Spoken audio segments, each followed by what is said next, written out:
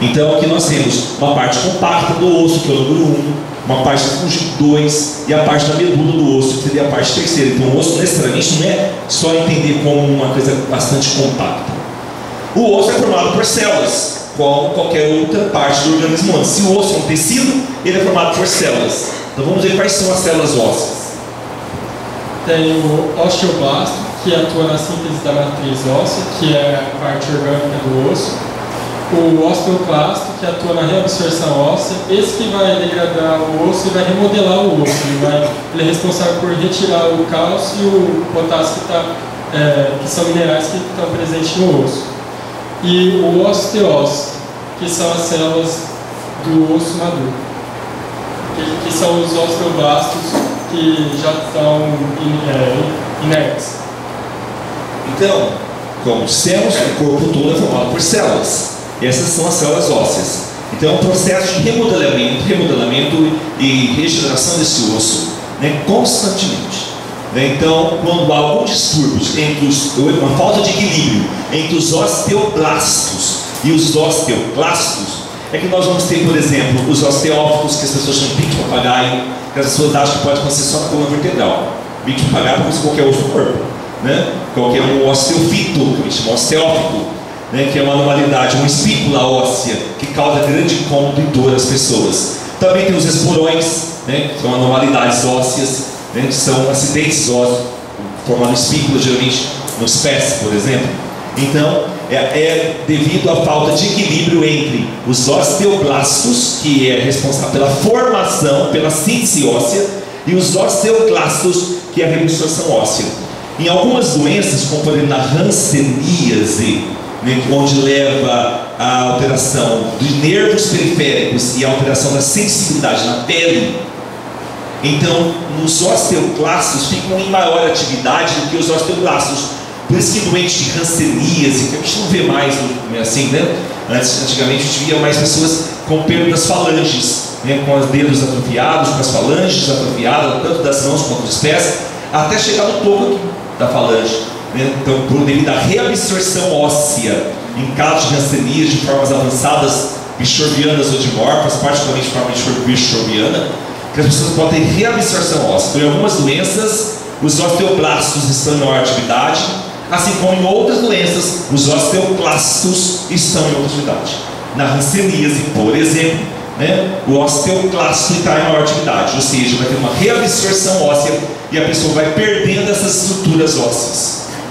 E também em doenças, como por exemplo tuberculose óssea, né? Tuberculose, 90% dos casos ocorrem nos pulmões, mas tuberculose pode ocorrer em qualquer órgão do corpo, do couro cabeludo ao dedão do pé. Então tem tuberculose nas meninges, tuberculose nos olhos, tuberculose na faringe, traqueia, pulmões, pleura, fígado, baço, rins, né? Ossos, testículos, qualquer local do corpo humano pode dar tuberculose. Tuberculose cutânea, né? Tuberculose óssea é importante, geralmente quando atinge a coluna vertebral, que nós chamamos de mal de Pote. Quando o bacilo da tuberculose, o micobactéria tuberculose atinge as vértebras e degeneram essas vértebras, provocando a tuberculose na coluna vertebral. Então essas são células importantes. Os ossos podem ser classificados em ossos longos, como por exemplo temos aqui na estrutura do fêmur, né? O osso, a extremidade do osso a gente chama de epífase, a parte mais longa do osso chama de diáfase, né? Que mostra o periósteo, que é envolvendo o osso, o endósteo envolvendo o canal medular. Então nós temos um osso clássico, um osso longo, o fêmur, por exemplo, né? As extremidades do osso chama-se epífase, né? A parte intermediária aqui entre as epífases chama-se diáfase. Aqui nós temos então um exemplo do osso longo, por exemplo o húmero ou o fêmur, que é o maior osso longo do corpo humano. Então os ossos dos braços, os ossos das pernas são exemplos clássicos de ossos longos. Nós temos ossos chamados ossos alongados, como por exemplo nós temos aqui o húmero, né, um osso alongado, a ulna. Nós temos ossos curtos, ossos pequenos, né, ossos curtos, que são os ossos da mão, ossos do pé. As mãos humanas estão constituídas por 27 ossos e os pés humanos por 26 ossos. Então, olha que estrutura fantástica que é uma mão, porque o pé, né, uma mão não é um bloco, nem monobloco, né, uma mão tem 27 ossos. né? E os pés têm 26 ossos, né? Quebra um ossinho desse, você vê o que vira nessa articulação, nessa conjuntura toda, né? Porque um osso é importante para o outro também. Então imagine um ossinho da mão quebrado, né? Olha para a mão e fala: meu Deus, quantos ossos temos nas mãos e nos pés. Então os ossos das mãos são chamados de ossos curtos. Temos ossos planos, como os ossos da cabeça, por exemplo, são chamados de ossos planos, né? Os ossos hospitais, parietais, frontais nós chamamos de ossos. Aqui um exemplo de ossos planos são os parietais, que estão em verde. O occipital aqui embaixo, na região da nuca, e o frontal lá em azul. Então os ossos do crânio são chamados de ossos planos. Nós temos ossos irregulares, como na coluna vertebral, por exemplo, né? Da coluna vertebral são chamados de ossos irregulares.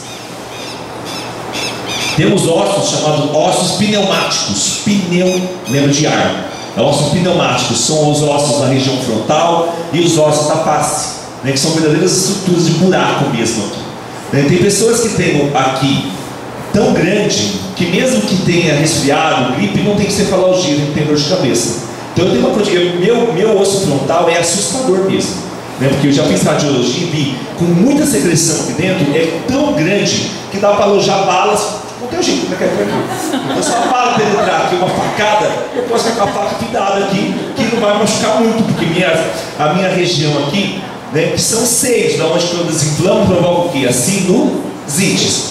E aqui também, né? Eu nunca vou esquecer isso também, porque eu tive um primo que sofreu um acidente automobilístico em 91 também.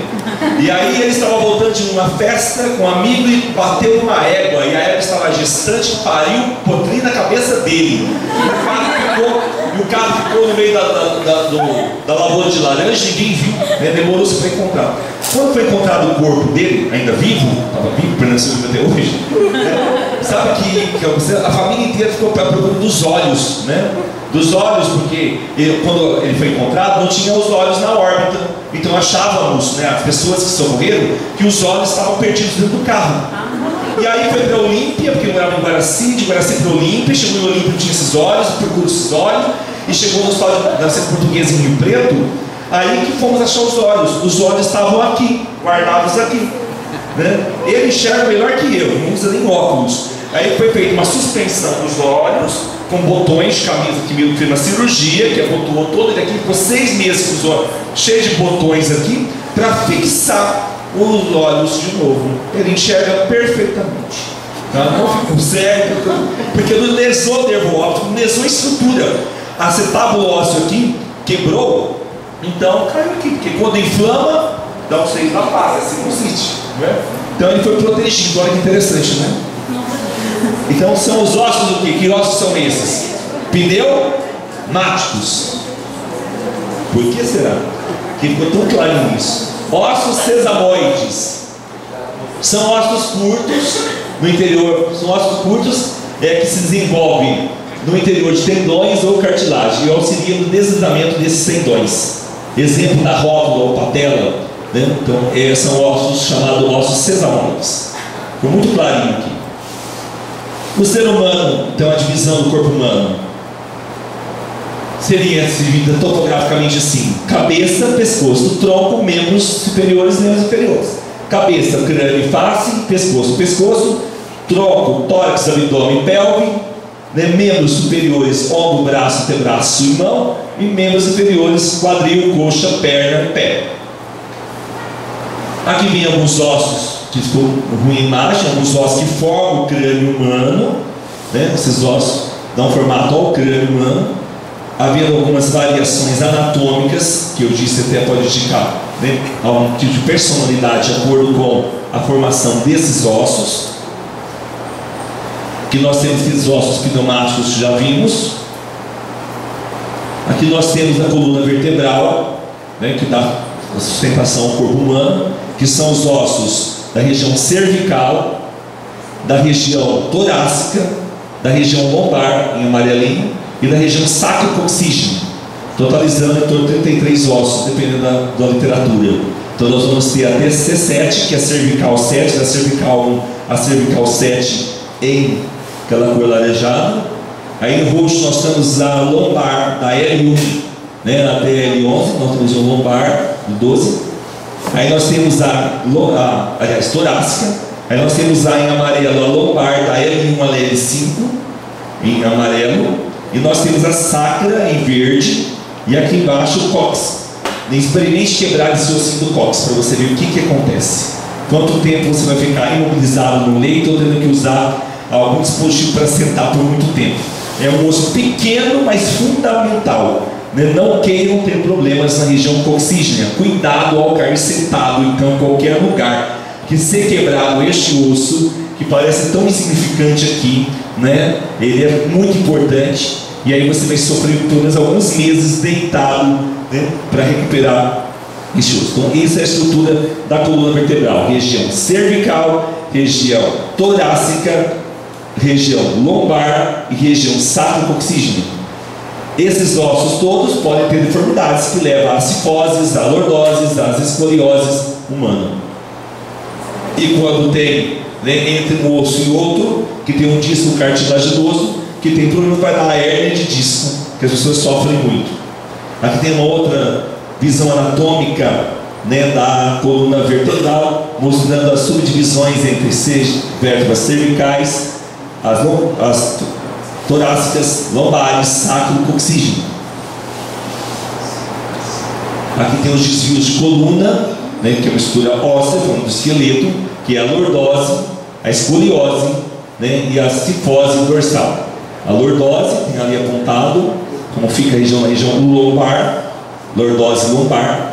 Aí nós temos a escoliose, que é a tortuosidade da coluna vertebral, e a cifose, que é quando a pessoa tem anteroversão do corpo, como a minha postura, por exemplo, mais anterovertida, forma uma cifose.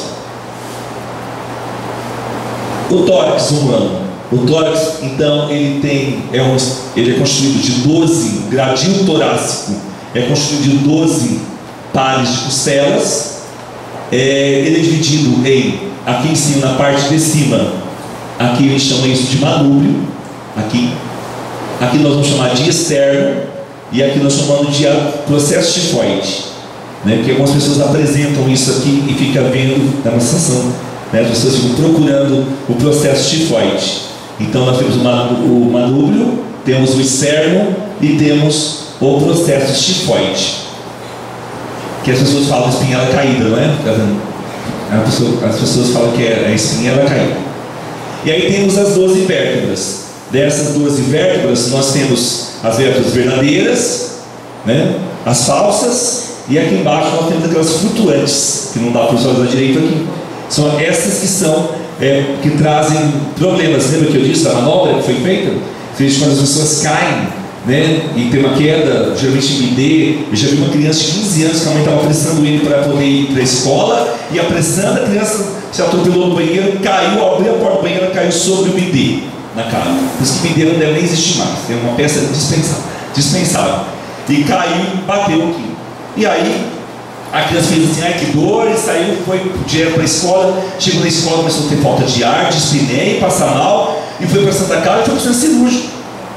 Porque ele teve que fazer também uma laparotomia, porque uma das vértebras flutuantes dele perfurou órgãos e teve um processo de hemorragia importante. O abdômen não suporta sangue no aparelho renal, então fica o abdômen em tábua. A gente já sabe que ali há alguma normalidade, precisa ser aberto este abdômen e foi feita uma cirurgia. Então, cuidado, cara. Aqui mostrando de forma melhor agora, lá o manúbrio, o externo e o processo tifoide.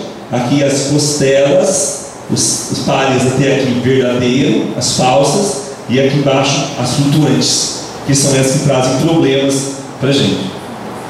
Claro que qualquer uma delas a gente pode fraturar essas costelas em acidentes, em quedas de qualquer natureza. No acidente automobilístico é muito importante isso, por isso que o cinto de segurança ajuda bastante nisso. O cinto de segurança até pode mobilizar um pouco esse tórax, mas ele protege, porque batendo isso no volante, o gradil se torna instável e aí não tem para onde correr, gente. Ou abre, pega esse coração na mão e massageia, ou se fizer massagem com esse gradil instável, o risco que nós temos de perfurar e matar existe, concorda? Porque o gradil pega instável, você fura o coração, você fura o pulmão, fazendo essas manobras de ressuscitação.